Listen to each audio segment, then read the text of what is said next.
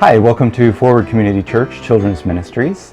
We're back again today with another Bible story. We're continuing talking about Saul and now David. If you remember from last week, Saul was chosen as the very first king of Israel, and he was tall and handsome. He looked like everything a king should be. Samuel chose him and he became the first one, but he didn't follow what God wanted him to do. He disobeyed God, and God finally spoke through Samuel and said that he was rejecting Saul as king and that he was going to choose another person. At that point, God removed his spirit from Saul, and things began to get a lot worse for Saul. A little time after that, God spoke to Samuel and said that he wanted Samuel to choose a new king, even though there was a king. He wanted to anoint somebody else. So he sent him in search of a person that he would show him, and he sent him to the house of a man named Jesse. Samuel asked for Jesse to send all his sons before him, and they started at the beginning, the oldest, all the way to the youngest, except the youngest one who wasn't there. And it ended up God chose David, the youngest, the smallest, the least important, but God wasn't looking at David's outward appearance. He was looking at David's heart, and he knew that David had a heart of strength and of leadership and real values. The Israelites were again fighting the Philistines. David's brothers, his oldest brothers, were off fighting with the army of King Saul. David came to bring them food. When he got there, he wanted to watch the battle. Everybody knows the story of David and Goliath. Goliath comes out, challenges Israel. He speaks down to the Israelites and to the God of the Israelites, and David can't take it.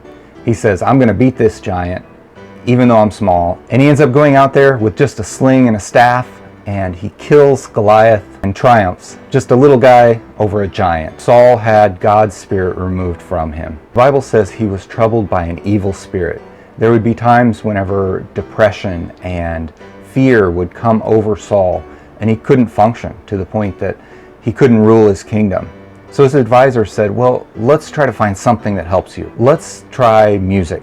They knew that David played a musical instrument called a lyre, which is kind of like a harp. And they brought David to Saul. So they instructed David that whenever Saul would be depressed and lonely and sad, that David was to play his harp, and it would cheer Saul up. It would bring happiness into his life. And he became his armor bearer. David became a strong soldier, and he was leading men in Saul's army to fight against the Philistines. The people loved David. He'd killed the giant, he was becoming more and more famous, and he was a great fighter. But one day when they were coming back and they were doing like a victory parade through town, the people were all cheering. They said, Saul has killed his thousands, and David has killed his 10,000s. Saul heard this, and he got really jealous. He's supposed to be the big king. All the victories are supposed to be his, not David's.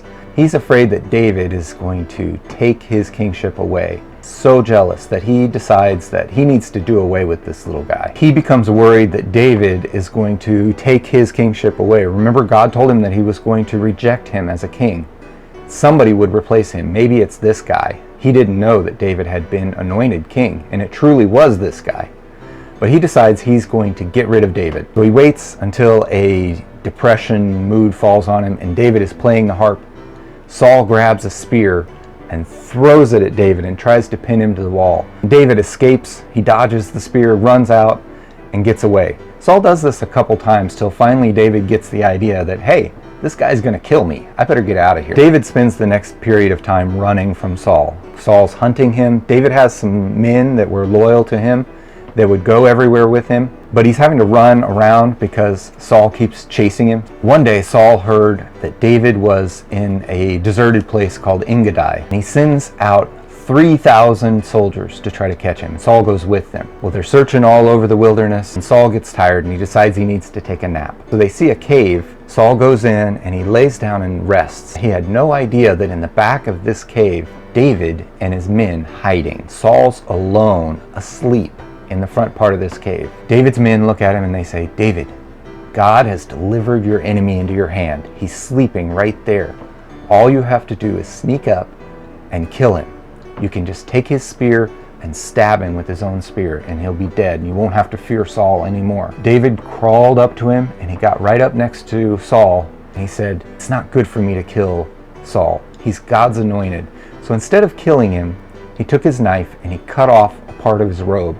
Then he went back and he hid in the back of the cave until Saul woke up, and he went out and he went on his way. And as he was a little ways off, David comes out of the cave and he says, "Saul, stop. I could have killed you in the cave. I crawled right up to you and I cut this piece of robe off of you.